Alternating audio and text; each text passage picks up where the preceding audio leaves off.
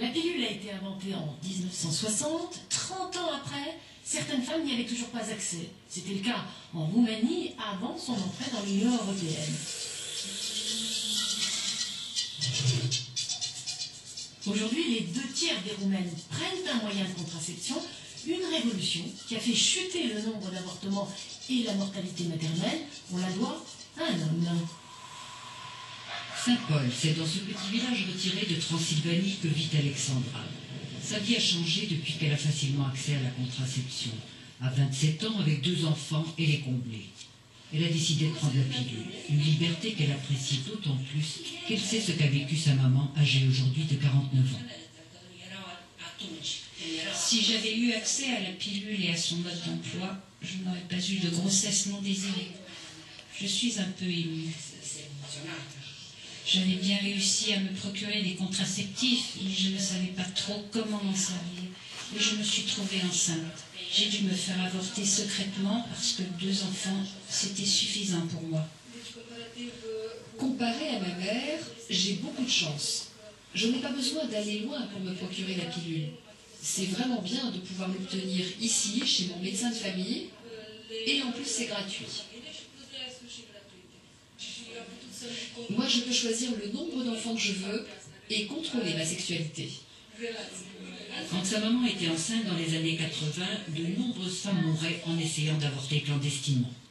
Mihai Iorga a connu cette sombre époque et a très vite compris l'importance du planning familial.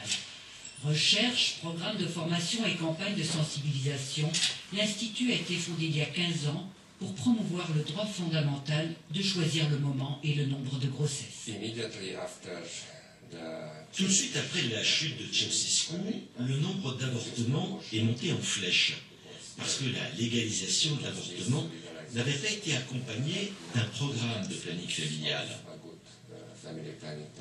Les femmes continuent donc à réguler leur vie sexuelle par l'avortement. Près d'1 million d'avortements au début des années 90, effrayant pour Mihai qui abandonne la pratique de la médecine pour se consacrer à la mise en place du planning familial dans son pays. C'est la contraception qui tue l'avortement. Mihai sait qu'il reste des progrès à faire en matière d'éducation, mais quand il regarde le chemin parcouru en 20 ans, il est confiant pour l'avenir. Avec une bonne loi, une bonne organisation ministérielle et un bon programme, vous pouvez changer la vie de centaines de milliers de femmes. Maintenant, je vous emmène visiter un dispensaire rural où les hommes et les femmes peuvent se procurer gratuitement des contraceptifs chez le médecin de famille. C'est Mihai qui a obtenu du gouvernement en 2001 d'étendre le planning familial aux zones rurales. Un vrai cadeau pour les femmes de la campagne. Ici, dans les villages, le médecin fait un peu partie de la famille. Tout le monde connaît le chaleureux docteur Chipoche. Voilà les préservatifs. Je vais vous expliquer comment les utiliser correctement pour ne pas avoir de problème.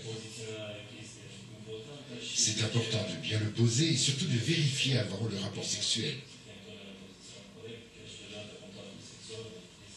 L'homme providentiel sait mettre ses patientes à l'aise. Tenzika a des problèmes circulatoires et ne peut plus prendre la pilule. Elle écoute attentivement les explications exhaustives du médecin sur le bon usage de la capote.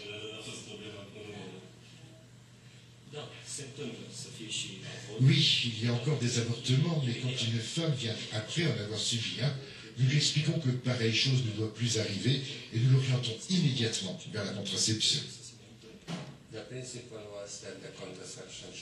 L'idée principale, c'est d'amener la contraception aux patientes plutôt que de les contraindre à aller la chercher. Le médecin de famille fait l'interface parce que c'est lui qui est le plus proche de la population. À la campagne, consultations et contraceptifs sont gratuits pour tout le monde.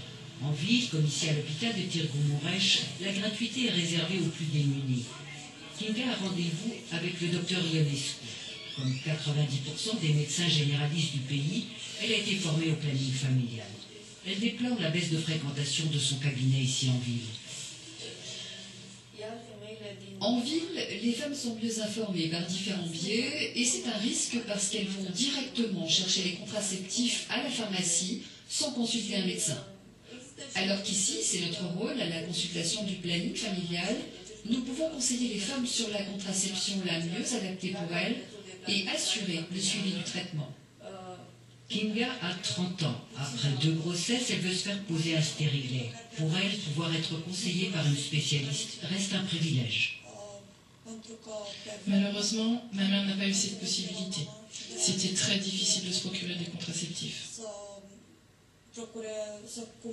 Quand elle avait mon âge, elle s'est débrouillée pour se faire poser un stérilet. Tout était fait dans le secret. Après des années d'interdiction, la contraception est maintenant facilement accessible et disponible dans toutes les pharmacies, avec ou sans ordonnance. Une avancée que la crise et les projets de privatisation de la santé risquent de remettre en cause. On se quitte et l'on se retrouve sur le blog de l'émission. À bientôt.